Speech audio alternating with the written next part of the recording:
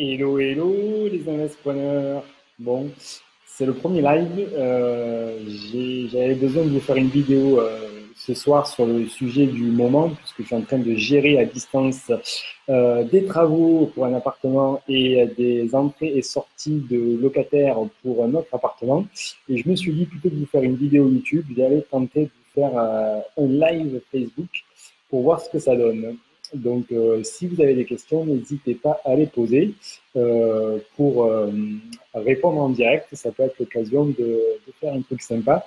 Le thème d'aujourd'hui, c'est comment acheter et gérer un bien immobilier à distance, puisque, comme je l'ai dit, je suis en plein dedans. Donc, voilà, posez-moi vos questions. Je vois Xavier qui est connecté. Et puis, ça arrive. Donc, n'hésitez pas à faire un coucou et à poser des questions. Je vais commencer à parler de la première phase, en fait, qui est l'achat, puisque la première problématique, quand on achète un bien, c'est la visite. C'est la visite, et très souvent, quand on débute, on a tendance à se focaliser à côté de chez nous pour se rassurer, parce que c'est quand même beaucoup plus facile d'aller voir par nous-mêmes ce qu'il en est, plutôt que d'acheter dans une ville qu'on ne connaît pas, dans un quartier qu'on ne connaît pas, même si on a étudié la chose, sans forcément avoir vu de nous-mêmes l'état du bien et sans forcément faire confiance à la personne qu'on peut envoyer sur place, quoi. Parce qu'on peut passer par des chasseurs, etc., mais c'est pas forcément la meilleure chose. On ne sait jamais si on peut leur faire confiance ou s'ils ne sont pas là uniquement pour prendre leur commission. Donc, au début, quand on commence, on a toujours tendance à acheter à côté de chez nous. Et c'est pas forcément la meilleure stratégie en termes de rentabilité. Peut-être tout dépend où vous habitez, mais dès que vous êtes dans une grande ville, la rentabilité va être quand même beaucoup plus limitée. Alors après, si vous êtes à la campagne, salut Rémi, je vois que ça se connecte. Salut, salut. J'invite à poser des questions sur comment acheter et gérer un bien immobilier à distance. Donc l'idée, c'est de acheter pas forcément à côté de chez vous, parce que peut-être que vous auriez moins de rentabilité si vous achetez directement en périphérie ou à proximité de votre localisation. Mais moi, c'est comme ça que j'ai commencé. Quand les premiers investissements, je les ai fait à Toulouse. Après, je suis parti à Marseille parce que je connaissais un peu plus la ville, mais je n'étais pas présent sur place, en mettant en place des stratégies vraiment de délégation pour aller chercher la rentabilité que je voulais euh, dans des villes qui étaient moins accessibles, du moins pour faire des visites. On ne peut pas aller faire des visites à plus de 2 heures de route pour une journée, quoi. Donc aujourd'hui, ce que je fais, c'est Toulouse, ben, j'oublie parce que j'ai pas les rentabilités que je veux. Du coup, je suis obligé d'aller à distance. Et donc, pour ça, si ça reste dans un rayon de 2 heures, ben, je peux prendre la voiture et faire un aller-retour dans la journée où on planifie plusieurs visites et ça prend une journée. On se fait 4, 5, voire 6 visites, que ce soit pour 4 immeubles, ça se fait, 5 immeubles, ça se fait. Pour des appartements, on peut en faire beaucoup plus, puisque c'est relativement beaucoup plus rapide et facile à mettre en place. Donc, 2 heures, on peut prendre la voiture.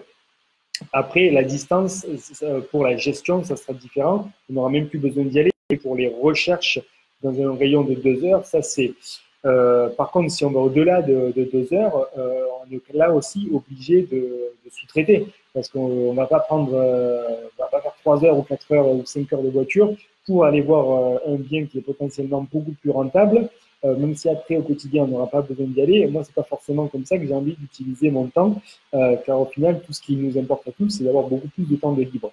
Donc, pour ces biens à plus longue distance, moi, j'aurais tendance vraiment à sous-traiter, que ce soit avec un chasseur ou avec des personnes de confiance sur place. Il ne faut pas sous-traiter grand-chose, pas forcément la recherche. La recherche en elle-même, elle peut se faire sur les sites d'annonces ou par les différents systèmes d'alerte ou de recherche habituels sur Castorus ou sur Le Bon Coin. Vous mettez la rentabilité, vous allez avoir des biens aussi rentables. Par contre, c'est surtout la visite en fait qu'il faut arriver à sous-traiter. Et là, on peut trouver des chasseurs, on peut trouver des personnes de confiance sur place qui vont simplement aller faire des photos, aller faire des vidéos pour vous montrer. Alors ça, c'est plus applicable dans un appartement. Un immeuble comme ça, j'aurais aussi beaucoup plus de crainte. Mais un appartement, d'avoir une connaissance sur place qui va faire des vidéos, qui va faire des photos pour vous montrer ce que c'est. Ben, moi, j'ai déjà fait. J'ai déjà acheté un appartement à Marseille. Alors, je connaissais le quartier, je connaissais la personne qui faisait les visites. Mais je suis passé à l'action, en fait, à acheter chez le notaire sans le visiter, quoi. sans le visiter, même après pour la signature de compromis ou même pour la signature de l'acte final.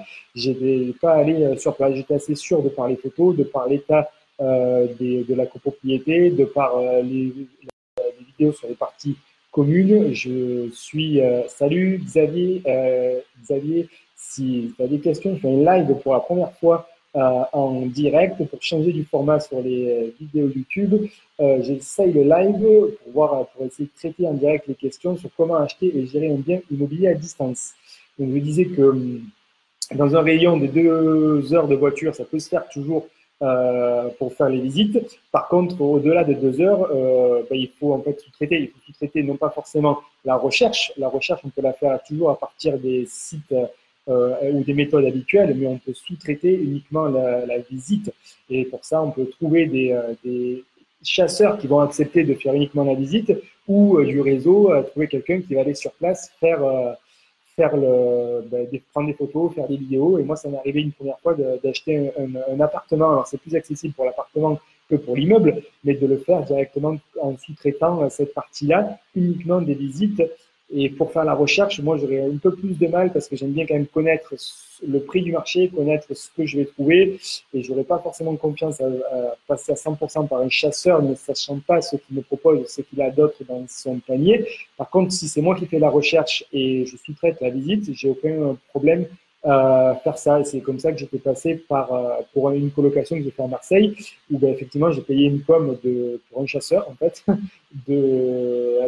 C'était 4 000 € étant donné qu'il n'a pas fait la recherche, mais il est allé sur place me faire la visite et avec un compte rendu détaillé, photo, vidéo. Donc ça se fait aussi bien pour l'achat. C'est la partie la plus difficile, puisqu'après, dès qu'on a signé, on n'a plus forcément vraiment besoin d'y aller sur place. On peut tout sous-traiter, que ce soit les travaux avec des visites en live, en vidéo ou en photo ou par téléphone chaque semaine. On sait exactement ce qui se passe. Salut Laurent, je fais un live sur comment acheter un bien immobilier et comment le gérer à distance. Alors si tu as des questions, n'hésite pas à les poser. Je ne vais pas répéter la première partie sur la partie achat, mais pour la gestion c'est aussi facile de le faire à distance au final, puisqu'il suffit de suivre en fait minimum une fois par semaine ce qui se passe dans le bien immobilier. À partir du moment où on a bien choisi l'artisan, et là c'est vraiment la clé d'avoir des artisans de confiance avec qui on peut échanger et avec qui on peut vraiment avancer main à la main, et ça se trouve même à Marseille, j'ai jamais trouvé. Donc c'est vraiment de cette manière-là qu'on pourra suivre l'avancée du chantier pour aller jusqu'à la livraison. Donc autant l'architecte, moi en l'occurrence là à Marseille, j'ai sous-traité la totalité de la rénovation et de l'aménagement du mobilier à un architecte, et c'est lui qui a fait travailler son artisan.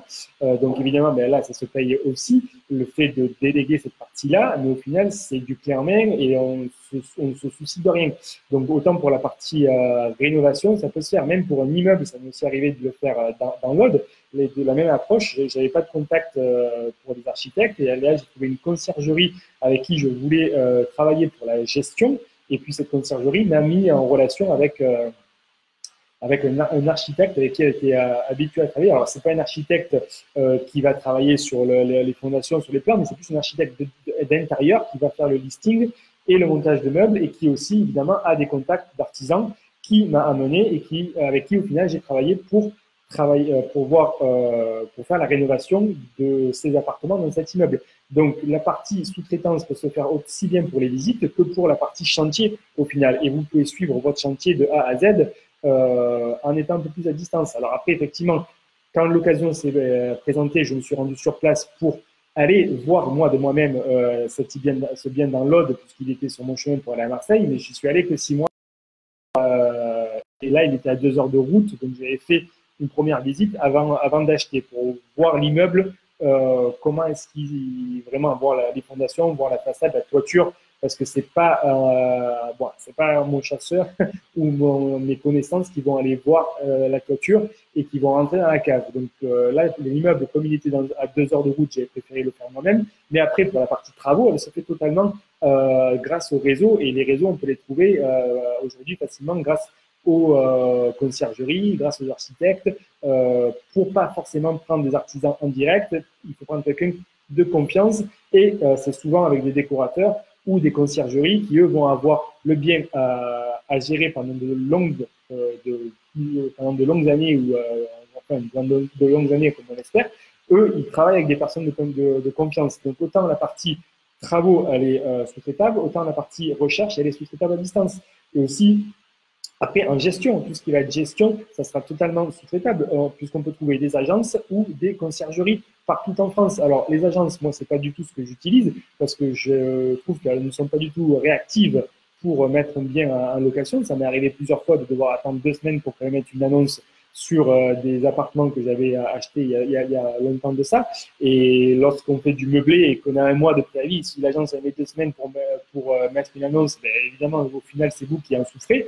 Et de même, je trouve que le taux de commission des agences, au final, pour ce qui se passe concrètement lorsque les locataires sont déjà en place, il est très cher payé. Donc au final, moi, je passe uniquement par les conciergeries. Et donc là, à distance, que ce soit de la location de courte durée ou même de la colocation, la conciergerie peut gérer une colocation. Il suffit, elle n'est pas mandatée pour avoir le même rôle qu'une agence, mais elle peut vous représenter là aussi sur place. C'est-à-dire que c'est vous qui allez encaisser les loyers, c'est vous qui allez signer les baux, mais la conciergerie peut mettre l'annonce,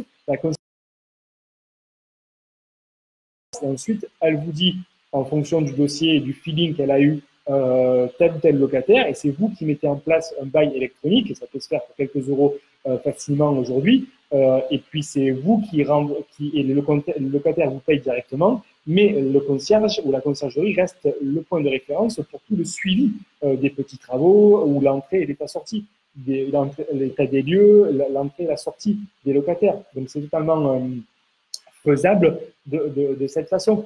Et comme ça, vous n'avez pas forcément besoin d'aller sur place. Et au final, moi, dans l'Aude, je n'y vais jamais. À Marseille, je n'y vais non plus jamais. Et quand je vais à Marseille, je ne vais pas voir mes appartements parce que c'est géré de A à Z, ou l'entreprise qui a fait les travaux, ou par la conciergerie.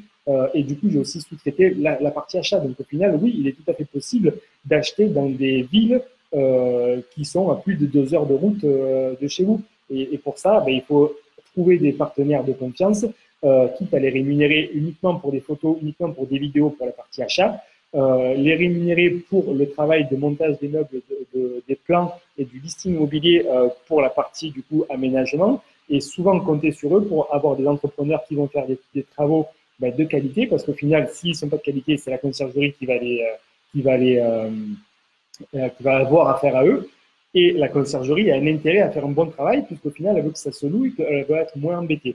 Donc, en passant de cette façon-là, vous pouvez investir pratiquement partout en France et non pas rester uniquement dans votre ville, qui peut être limitée en termes de rentabilité. Voilà la stratégie que moi, je voulais mettre en place et que je voulais vous dire aujourd'hui. J'espère que ça vous a plu. Écoutez, je réponds aux questions dans la foulée après. Je ferai une petite vidéo sur le sujet aussi. En attendant, j'espère que le contenu vous aura plu. Si c'est le cas, mettez vos commentaires sous la vidéo. N'hésitez pas après à la partager. Et puis moi, je vous dis à très bientôt pour une prochaine vidéo. Et c'était un premier live Facebook. Bye bye les amis. Bye.